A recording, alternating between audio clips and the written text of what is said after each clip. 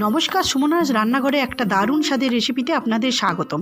আজকের রেসিপি চিংড়ার মালাইকারি। প্রথমে মাছগুলোকে কেটে ধুয়ে লবণ, হলুদ গুঁড়ো, লঙ্কা গুঁড়ো দিয়ে ভালো করে মেখে নেবেন। কড়াইতে তেল দিয়ে তেল গরম হলে মাছগুলোকে লাল করে ভেজে নেবেন। ওই তেলে গোটা গরম মশলা, তেজপাতা ফোড়ন দিয়ে ফোড়নটা ভাজা হলে পেঁয়াজ বাটা দিয়ে দেবেন। পেঁয়াজটা একটু ভালো করে হালকা ভেজে তাতে দিয়ে দেবেন রসুন বাটা। রসুনটা আবারও ভেজে তাতে দিয়ে দেবেন আদা বাটা।